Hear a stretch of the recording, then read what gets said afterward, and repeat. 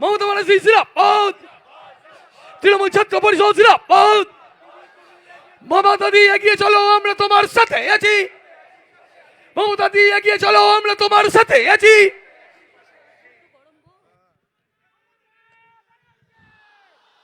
আমি প্রথমেই আমাদের তৃণমূল কংগ্রেসের ছাত্র পরিষদের সভাপতি তৃণাঙ্কুর,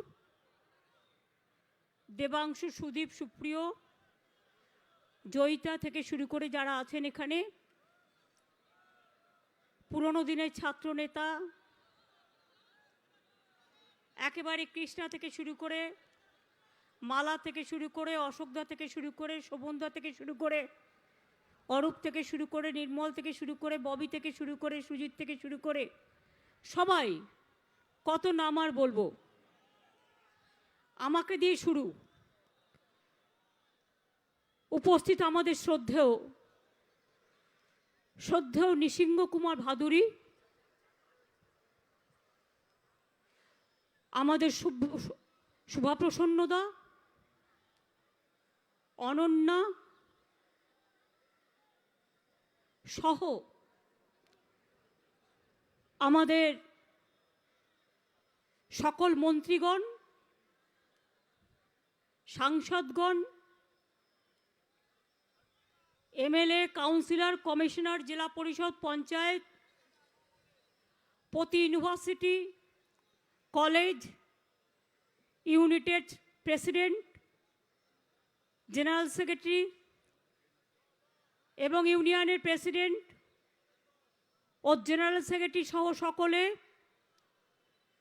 সমবেত আমার ছোট্ট ছোট্ট ভাই এবং বোনেরা, আজকের গরমটা ইদানিং গরমের মধ্যে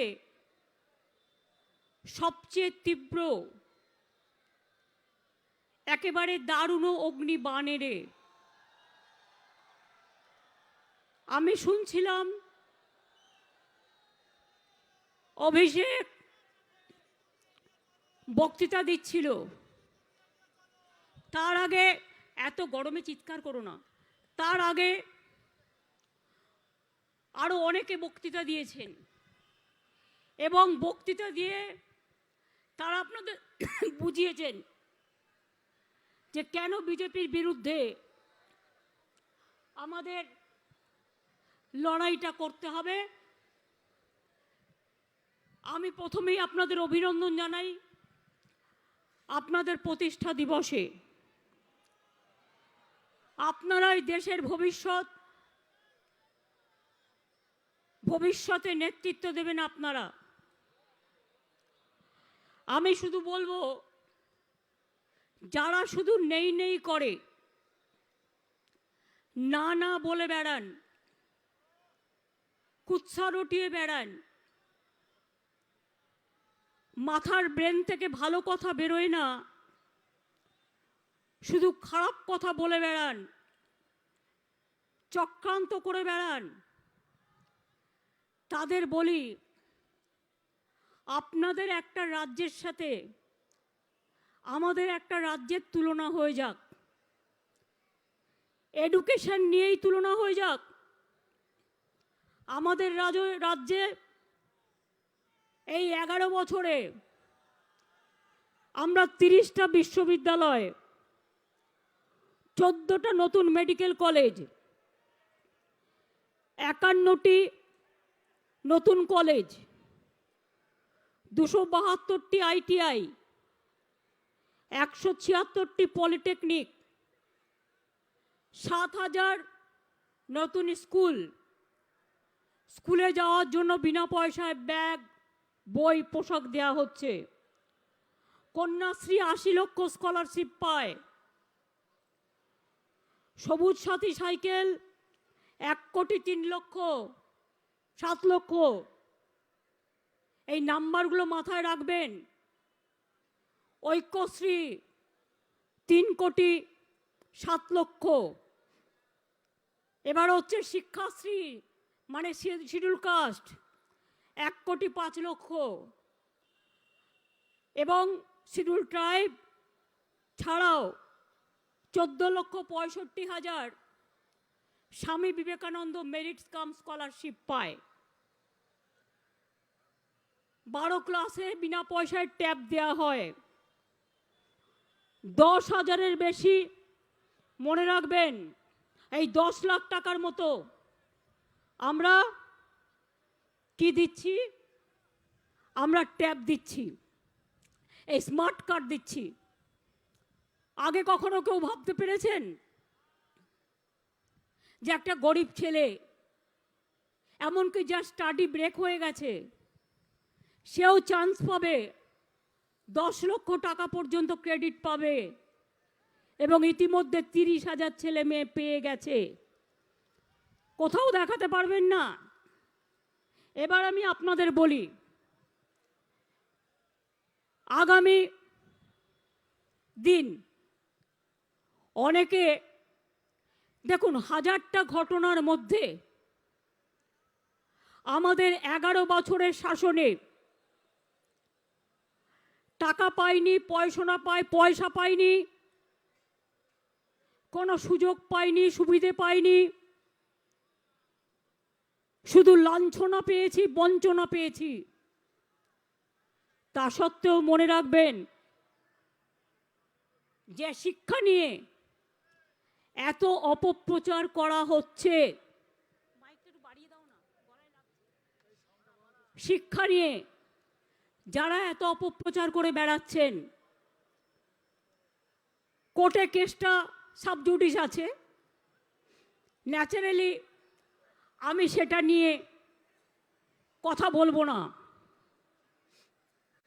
কিন্তু আপনারা বলুন তো, কত ছেলে মেয়েরা টিচারিতে চাকরি পেয়েছে আমাদের আমলে? আর সিপিএম তোমার আমলে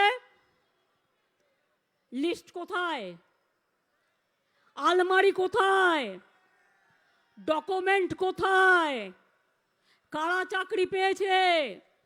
পয়সা নিয়েছো আর চাকরি দিয়েছো, ওই গদ্দার অধিকারীরাই আমাকে রোজ বলতো। তাই সিস্টেমটা ওরাই ভালো জানে। আজকে তৃণমূলকে বলছে চোর। আমি যদি আজ রাজনীতি না করতাম আর এই চেয়ারে না থাকতাম, আমি আমার বোনেদের বলতাম, যারা এই মিথ্যে কথা রটনা করে তাদের জিভগুলোকে টেনে খুলে ফেলে দিতে। একটা পার্টির নামে বদনাম করা হচ্ছে, এখনো বিচার হয়নি, এখনো এভিডেন্স প্রমাণ হয়নি, মিডিয়া ট্রায়াল চলছে। এখন বিজেপি মিডিয়াকে যা বলবে মিডিয়া তাই করবে, ওদের কিছু করার ক্ষমতা নেই। মিডিয়া থেকে শুরু করে, জুডিশিয়ারি থেকে শুরু করে, পলিটিক্যাল পার্টিগুলোকে ভয় দেখিয়ে, চমকে আর পেগাসাস করে সবাইকে পরাধীন করে দেওয়া হয়েছে। কয়েকটা কথা মনে রাখবেন, আপনাদের একটু সময় দিতে হবে। স্কুল সার্ভিস মনে রাখবেন, স্কুল এবং কলেজ নিয়ে মাত্র 10 বছরে আমরা 1,63,970টা চাকরি দিয়েছি, শুধু শিক্ষক শিক্ষিকা। School education, higher education, minority affairs, technical education মিলিয়ে 1,63,970। কমপ্লেন গেছে কটা? আকাশবাবু, বিকাশবাবু, প্রকাশবাবুদের কমপ্লেন গেছে 200টা 250টা। তাও বলেছিলাম করে দেব, যদি কোথাও কোনো রকম ভুল ত্রুটি হয়ে থাকে। কাজ করতে গেলে ভুল ত্রুটি হয়। আমার মনে আছে অশোক গাঙ্গুলি যখন জাজ ছিলেন, তিনি একটা রায় দিয়েছিলেন, কাজ করতে গিয়ে কোথাও ভুল হলে তারা সেটাকে রেকটিফাই করে নিতে পারে। কিন্তু আমরা সে সুযোগ পাইনি, সুযোগ দিলে আমরা রেডি আছি। এছাড়াও কতজনকে চাকরি দিয়েছি আমরা তাহলে? 1,69,970। নাম্বারটা বলুন। 1,69,63,970 জনকে চাকরি দিয়েছে আমাদের সরকার। এবার দেখুন হাতে আরো কত আছে, 89,035। এটা এতদিন হয়েও যেত। রোজ রোজ একজন দুজন তিনজনের স্বার্থান্বেষীর জন্য নতুন করে তো সব করে দেওয়া হয়েছে। ব্রাত্য আইন মতো নতুন করে দাও, অ্যাপয়েন্টমেন্ট যেন আটকে না থাকে, আইন মতো ছেলেমেয়েরা যাতে চাকরি পায়। অনেকে বলে তৃণমূল কংগ্রেসের সময় চাকরি বাকরি কি হয়েছে, কি হয়েছে জানতে চান? 1 লক্ষ কোটি টাকার উপর ইনভেস্টমেন্ট অলরেডি হয়ে গেছে। 15 লক্ষ কোটি টাকার ইনভেস্টমেন্ট বিজিবিএসে হয়েছে। মনে রাখবেন শুধুমাত্র এমএসএমইতে 1,36,00,000 ছেলেমেয়েরা চাকরি করে। আইটি সেক্টরে 2800 আইটি কোম্পানি এখানে কাজ করছে, 2 লাখের বেশি প্রফেশনাল কাজ করছে। লেদার পার্কে 2,20,000 লোক কাজ করছে। অর্থাৎ 1.5 কোটির মতো ছেলে মেয়ে স্কুল ছাড়াও, গভর্নমেন্ট সার্ভিস ছাড়াও এমপ্লয়মেন্ট দেওয়া হয়েছে। তাই সারা ভারতবর্ষে আজ যখন এমপ্লয়মেন্ট 40% কমে গেছে, বাংলায় 40% এমপ্লয়মেন্ট বেড়ে গেছে। লজ্জা থাকা উচিত বিজেপির। কর্মসংস্থান আমাদের লক্ষ্য, কর্মসংস্থান আমাদের লক্ষ্য বলেই দেওচাপাচমি হচ্ছে। কর্মসংস্থান আমাদের লক্ষ্য বলেই তাজপুর পোর্ট হচ্ছে। কর্মসংস্থান আমাদের লক্ষ্য বলেই dedicated freight corridor Dankuni Raghunathpur, Dankuni Panagarh এবং রঘুনাথপুর জঙ্গলমহলে জঙ্গল সুন্দরী 72,000 কোটি টাকার প্রজেক্ট হচ্ছে। আজকে ছেলে মেয়েদের জামা কাপড় দিচ্ছি, সেটাও আমাদের ঘরের ভাই বোনেরা তৈরি করছে, এতে এমপ্লয়মেন্ট তৈরি হচ্ছে। আমাদের এখানে কর্মসংস্থানে আমরা এগিয়ে। কেন 100 দিনের টাকা দেয়নি জানেন? 100 দিনের কাজে আমরা 1 নম্বর। এটা তৃণমূল বলেনি, ভারত সরকার তুমি বলেছ। তাহলে তুমি কেন 100 দিনের কাজের টাকা দিচ্ছ না? টাকা তো তোমার নয়, আমারও নয়, টাকা জনগণের। নিয়ম আছে 100 দিনের কাজ করলে ম্যান্ডেট আছে 15 দিনের মধ্যে টাকা দিতে হবে। 100 দিনের কাজে টাকা বন্ধ। গ্রাম সড়কে আমরা প্রথম হয়েছি, ওখানেও টাকা বন্ধ করে দিয়েছে। বাংলার বাড়ি তৈরি করছিলাম, ওটাও বন্ধ করে দিয়েছে টাকা। সব কিছুতে টাকা বন্ধ করে দিয়েছে। আর ইডি আর সিবিআইকে দিয়ে লোকের বাড়ি বাড়ি টাকা লুট করছে। গভর্নমেন্টের টাকা বিদেশে চলে যাচ্ছে, বিজেপি পার্কিং করে দিচ্ছে। বিজেপি পার্ক করছে টাকা এক একটা বিজেপি বিজনেসম্যানের বাড়িতে। আর গভর্নমেন্টের যে টাকা, জনগণের টাকা, 100 দিনের টাকা, কন্যাশ্রীর টাকা, গ্রাম সড়কের টাকা, বাংলার বাড়ির টাকা, সেগুলো দিয়ে কি হচ্ছে? বাবুরা এখন বৃন্দাবনে গেছেন, মন্থন মিটিং চলছেন বৃন্দাবন কটেজে। হরে কৃষ্ণ হরে হরে, বিজেপি বৃন্দাবনের ঘরে ঘরে, মানে বেদান্ত ভিলেজে কয়েক কোটি টাকা খরচা করে মন্থন শিবির হচ্ছে। ওটা মন্থন না ওটা ক্রন্দন? ওটা মন্থন না ওটা বন্ধন না ওটা ক্রন্দন? আগামী দিন বোঝা যাবে। যেদিন থেকে ইলেকশনে আমরা এসছি, ইলেকশনের সময় আপনারা জ্বালিয়েছেন আমাদের টু মাচ।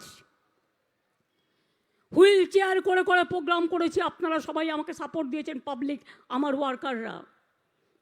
যেদিন থেকে ইলেকশন রেজাল্ট ডিক্লেয়ার হয়েছে, প্রথমেই শুরু করেছে পোস্ট ইলেকশন ভায়োলেন্স। আমাদের সরকারে এলো 5 তারিখে, আর পোস্ট ইলেকশন ভায়োলেন্স শেষ হয়ে গেল 6 তারিখে। অথচ হিউম্যান রাইটস কমিশনের কয়েকটা চেনা পরিচিত কেনা নেতাকে নিয়ে এসে, জেনারেলি হয় না, এরা নিরপেক্ষ হয়, এখন একটা পক্ষ হয়ে গেছে, কোর্টে কেস করিয়ে এক একটা অঞ্চল থেকে আমাদের 100 জন 200 জন লোককে সিবিআইকে দিয়ে অ্যারেস্ট করেছে আর হ্যারাস করেছে। আমরাও লিস্ট করে রাখছি কারা হ্যারেস্ট করছেন, কারা হ্যারাস করছেন, কারা ট্রেচারি করছেন, কারা দুষ্টুমি করছেন, কারা গায়ের জোরে আমাদের লোকেদের নামে বদনাম করছেন। পার্থ যদি চোর হয় আইন তাকে বিচার করবে, কিন্তু মনে রাখবেন পার্থও চোর, কেষ্টও চোর, ববিও চোর, অরূপও চোর, অভিষেকও চোর, মমতা ব্যানার্জিও চোর, রেড রোডও চোর, মেয়র রোডও চোর, গ্রান্ডসনও চোর, সবাই চোর, আর আপনারা সাধু, এ দিয়ে জীবন চলবে না।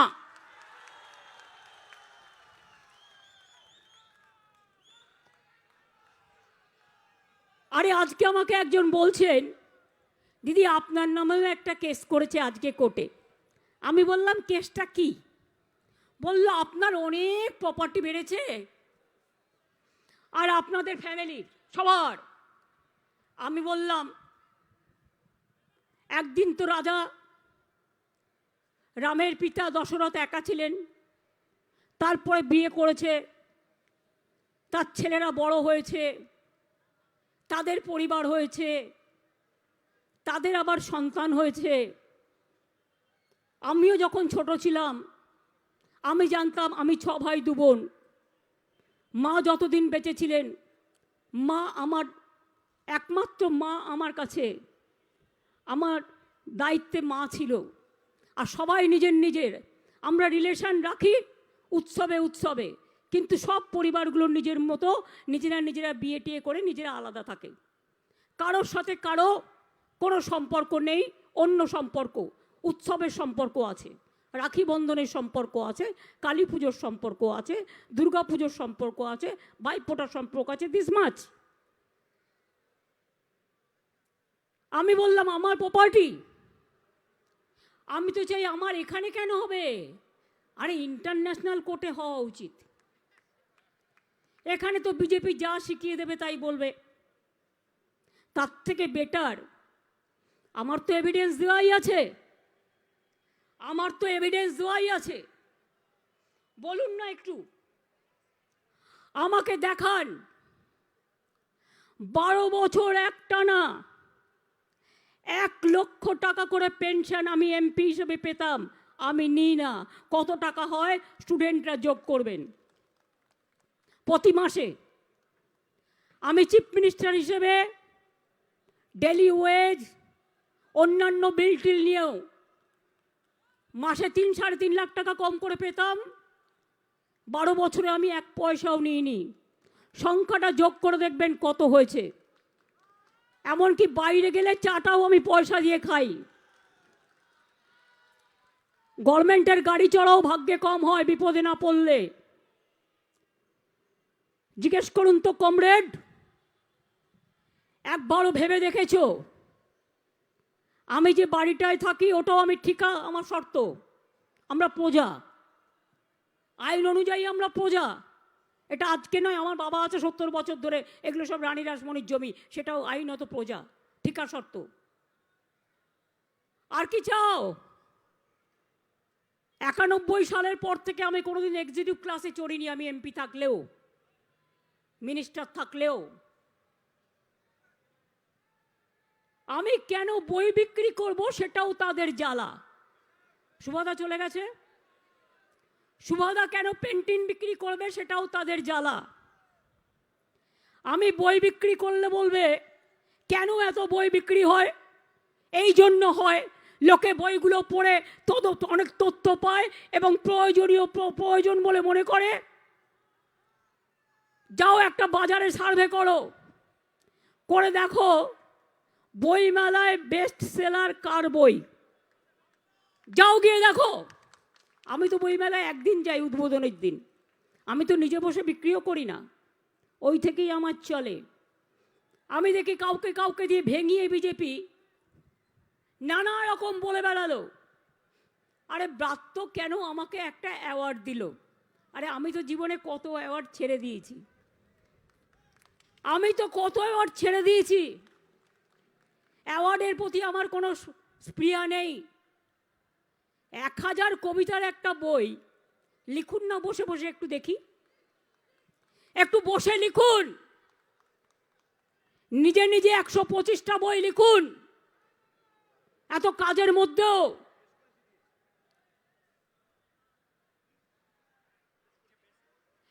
এবং সেটা নয়, আমার বেশ মনে আছে, আমি যখন আমতার কান্দুয়াতে গিয়েছিলাম 1992 সালে, তখন আমি কংগ্রেস করতাম। আমতার কান্দুয়ার হাত কেটে দেওয়া হয়েছিল প্রায় 12-14 জনের। তখন আমি কি করেছিলাম জানেন? একটা বই বিক্রি হলে 4 টাকা করে পেতাম, তার থেকে 1,20,000 টাকা আমি 20,000 টাকা করে পরিবারগুলোকে দিয়ে এসেছিলাম। আর তার জন্য আমাকে 30,000 টাকা ইনকাম ট্যাক্স দিতে হয়েছে। বড় বড় কথা বল, মমতা ব্যানার্জি বলে না তাই। আমি পলিটিক্সে এসেছিলাম সমাজ সেবা করব বলে। আর তোমরা আজকে কয়েকটা মিডিয়ার সাহায্যে, কয়েকটা ভাড়া করা নেতার সাহায্যে, কয়েকটা চোর চিটিংবাজ ধাপ্পাবাজ নেতার সাহায্যে প্রতিদিন তোমরা বসো আর মমতা ব্যানার্জির গায়ে কি করে কালি লাগানো যায় তার চেষ্টা করো। পার্থ চ্যাটার্জির দোষ হলো মমতা ব্যানার্জিকে টেনে আনবে, ববির ব্যাপার হলো মমতা ব্যানার্জিকে টেনে আনবে, ভাত কেন গরম হয়ে হলো না মমতা ব্যানার্জিকে টেনে আনবে, আজ আকাশে মেঘ নেই কেন মমতা ব্যানার্জিকে টেনে আনবে। কি ভাবো তোমরা? মমতা ব্যানার্জি মাথা নত করে পলিটিক্স করতে এসছে? মমতা ব্যানার্জি সমাজ সেবা করতে এসছে মাথা উঁচু করে, আদর্শ নিয়ে, দর্শন নিয়ে। সিপিএম 34 বছরে 34 বছরটাই তো চুরি করে খেয়েছো। বিজেপি দল এই 8 বছরে দেশটাকে 12টা বাজিয়েছো।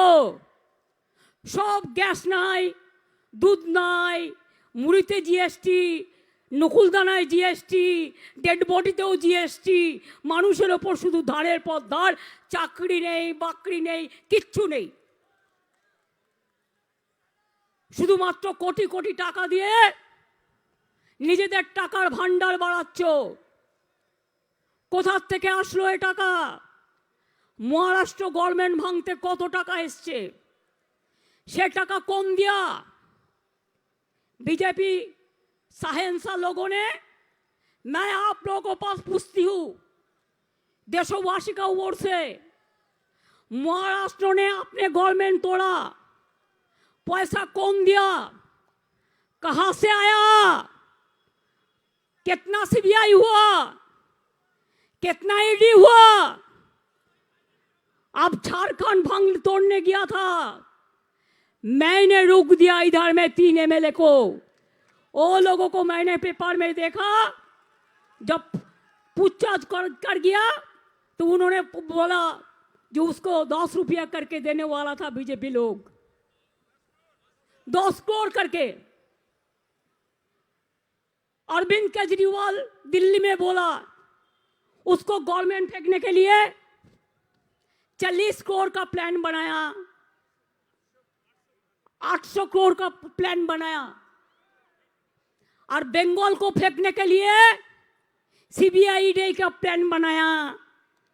हाँ, मैं कहने चाहूंगी हम भी बहुत सीबीआई डी देखा, हम उसको इज्जत करते हैं जो अच्छा काम करता है, लेकिन सीबीआई का भी करप्शन का केस हम लोगों के पास है, ईडी का भी है, बीएसएफ के भी है, सीआरपीएफ के भी है। हमारा पुलिस ऑफिसर को अब दिल्ली बुला के अगर आप कुछ करोगे तो आपका इधर में जो है हम उसका खिलाफ में भी हम लीगली एक्शन करेंगे। हम लीगली एक्शन करेंगे। आज हम तो चाहते हैं जुडिशियरी जनता को सपोर्ट दे। देश में जुडिशियरी ठीक रहता है तो और किसी का जरूरत नहीं है। सब मीडिया खरीद लिया, इतना रुपया कहां से आया? साइंस लोगों को पूछिए। 100 करोड़ रुपया डिजिटल में लगाया। हमारा खिलाफ में तो यूट्यूब खुलिए और गाली का गाली, गाली का गाली, गाली का गाली। हम कहते हैं आज तुम गाली देते हैं ना, कल हम तुमको विदाई लेने का बाद हम ताली देगा। आज तुम्हारा गाली देना है, तुम जितना पारो तुम्हारा रुपया है गाली दे दो, लेकिन कल भी सवेरा आएगा। रात होता है तो सवेरा भी होता है। अगर सवेरा आ जाएगा तो आप लोग कहाँ जाएगा, कहाँ भागेगा? हम भी लुकआउट का नोटिस का बात जानते हैं। हम भी जानते हैं कौन देश में कहाँ पे कुधर में आपको रुपया है, हम लोग भी जानते हैं। हमारा इधर में एक मिलेनियम पार्क करने के लिए ग्रीन बेंच हमको परमिशन नहीं देते हैं। आज दिल्ली में देखो वो सब तोड़ दिया। रेल भवन से लेके पार्लियामेंट से लेके सब तोड़ दिया। कोई बात नहीं है। कल भी देखो बीएसएफ जवान हमारा बनगा सीमांतों में हमारा माँ बेटी का इज्जत लूटा। इसी के लिए पावर चाहते हैं 15 किलोमीटर से 50 किलोमीटर कि गांव गांव में घुस के अत्याचार करे। क्या हुआ था बिल किसके लिए, क्या हुआ था?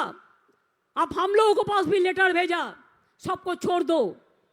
स्वाधीनता का 75 साल है, ये आपने मौका लिया और सब स्टेट गवर्नमेंट को लेटर लिखा, ये लोगों को छोड़ देना चाहिए। लेकिन तब हम लोगों को समझ में नहीं आया था कि इसमें आप गुजरात दंगाकारी वो लोगों को भी छोड़ देंगे। आपको शर्म तो होना चाहिए, शर्म तो होना चाहिए।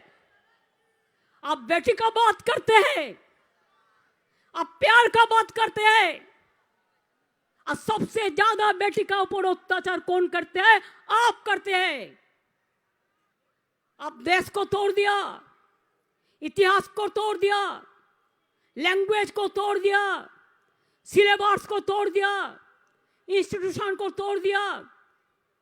राज में बीजेपी का तोड़फोड़ चल रहा है और कोई कोई बात करते हैं तो उसको जेल में लेके चला जाता है। कोई आदमी ने मेरे को बोला केस तो कुछ नहीं है, हमने कुछ केस नहीं मिला, वो दिखाने के लिए हम लोग को कुछ करते हैं। सुनिए बीजेपी वालों, रुपया दिखाते हैं प्रेस को दिखाने के लिए, और आप जो रुपया देता है वो रुपया प्रेस तो नहीं देखते हैं ना, उसका आंख बंद कर दिया। आप वो नहीं दिखा सकता है उसका रुपया, वो कहाँ है वो रुपया? हर राज्य में सरकार तोड़ने के लिए करोड़ों करोड़ों रुपया चलाते हैं। वो रुपया कहां से आते हैं? वेदांत विलेज में क्या हुआ? खाली की मंथनी हुआ ना और कुछ हुआ। चुनाव का टाइम में मेरे को पता था हर होटल में क्या हुआ था। हम लोग इज्जत करते हैं, एक कार्टेसी मेंटेन करते हैं, पॉलिटिक्स करते हैं, इसी के लिए उसी के लिए ज्यादा बात नहीं कहते हैं, कार्टेसी मेंटेन करके करते हैं। आप लोग स्टूडेंट्स लोग हैं, स्टूडेंट्स यूथ, एक बात सुनिए। राजीव जी का कितना मेंबर था? 400 मेंबर था, लेकिन तब भी राजीव गांधी को हारना पड़ा नेक्स्ट इलेक्शन में। इंदिरा गांधी कितना स्ट्रांग महिला था, इंदिरा गांधी को भी हारना पड़ा। बीजेपी का कितना है? 300 का आसपास है, अभी भी बिहार चला गया, और 2-4 जाने वाला है। चुनाव जब आएगा वो जीरो होकर बैठा रहेगा और रसगुल्ला खाएगा, रसगुल्ला खाएगा। इसी के लिए हम कहती हूं, तो अब क्या होगा? आज आप दिखाते हैं सीबीआई, आज सबको देखा था ईडी। प्लानिंग क्या है?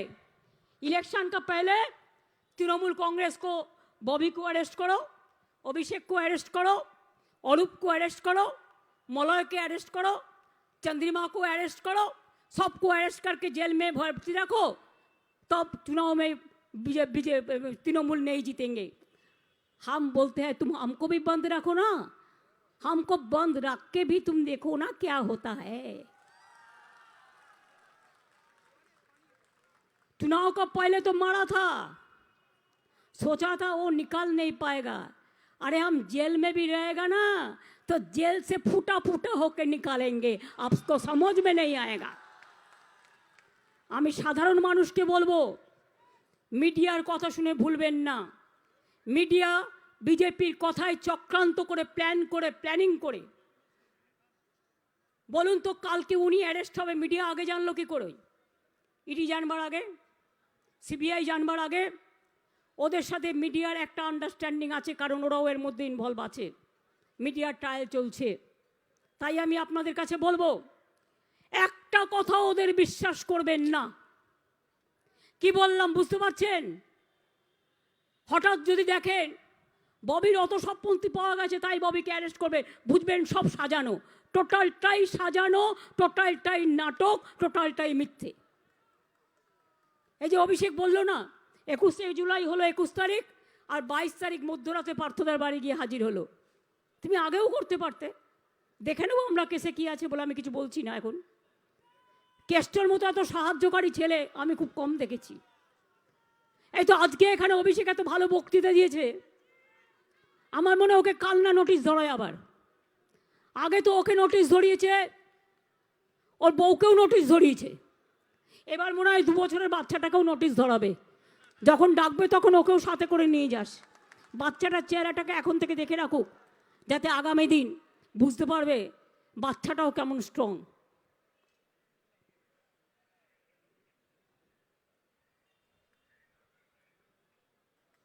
কি বললাম কথাগুলো বুঝতে পারলেন? তাহলে মহিলাদের আমি বলবো, বিলকিস বানুর যারা হত্যাকারী গুজরাটে, চন্দ্রিমা শশীদের আমি দেখেছি মাদাদের মিছিল করেছে, ধর্ণা দিয়ে গান্ধী মূর্তির পাশে 48 আওয়ার্স বসে থাকবে, যে ইমিডিয়েট সুপ্রিম কোর্টকে হস্তক্ষেপ করে ওদের অ্যারেস্ট করানোর ব্যবস্থা করতে হবে। কোনো কেস ছাড়বেন না।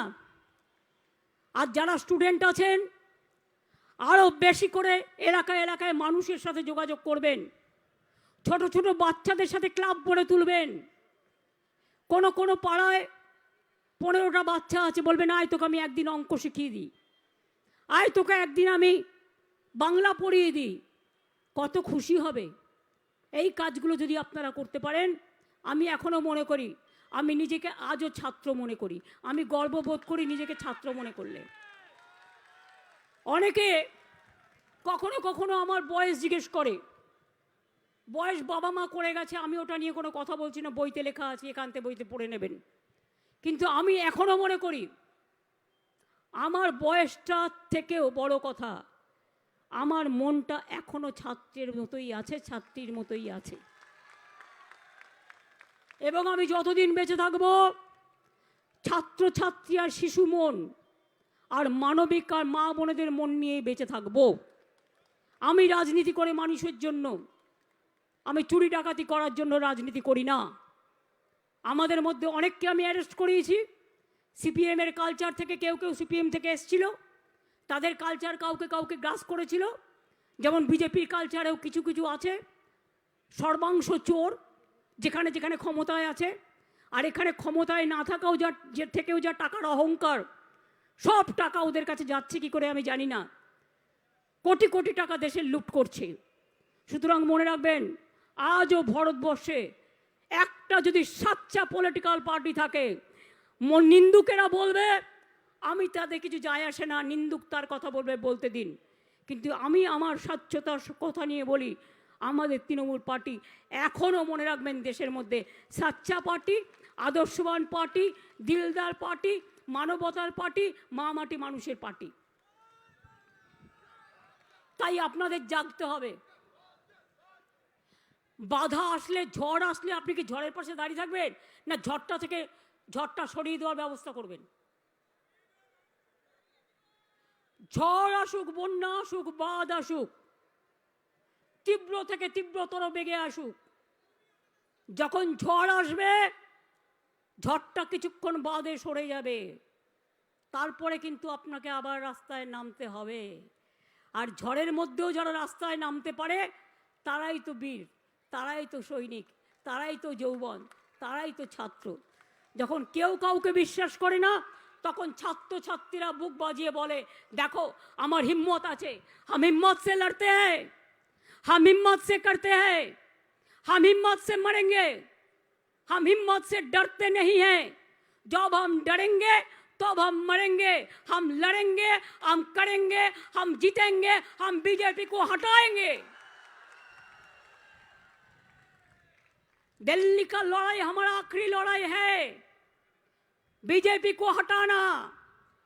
बांग्ला को तो हम लड़ते हैं, बांग्ला का बचाना हमारा फर्स्ट लड़ाई है। और बांग्ला को ठीक रख के दिल्ली से भी जब कोई नहीं रोल लड़ सकता है, हम लोग वादा करती हूँ, हम लोग 24 में बीजेपी के उधर से हटाएंगे।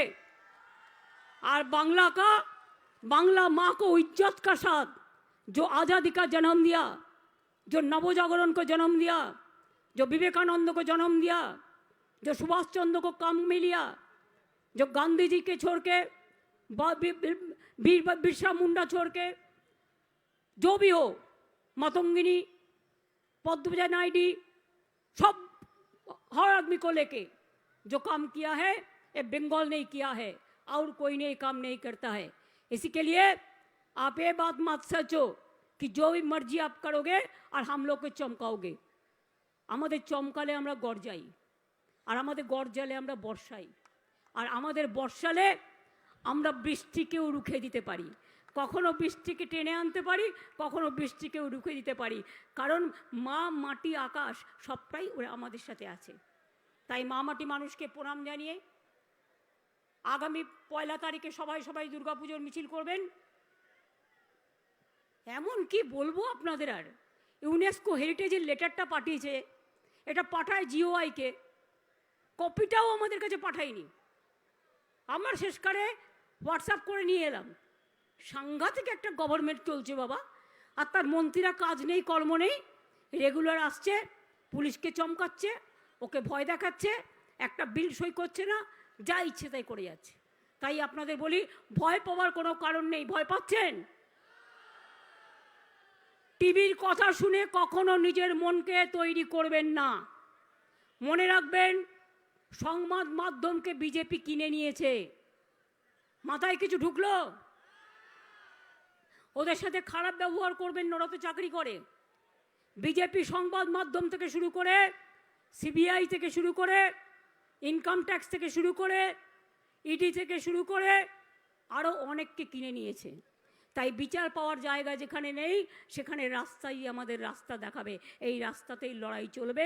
আগামী দিন আপনাদের প্রোগ্রাম আমরা 8 তারিখে আবার দিয়ে দেবো। আমি এটুকু বলে আপনাদের সকলকে আমার অনেক অনেক ধন্যবাদ, অভিনন্দন জানিয়ে আমি আমার বক্তৃতা শেষ করলাম। আর এটা বলবে তো যে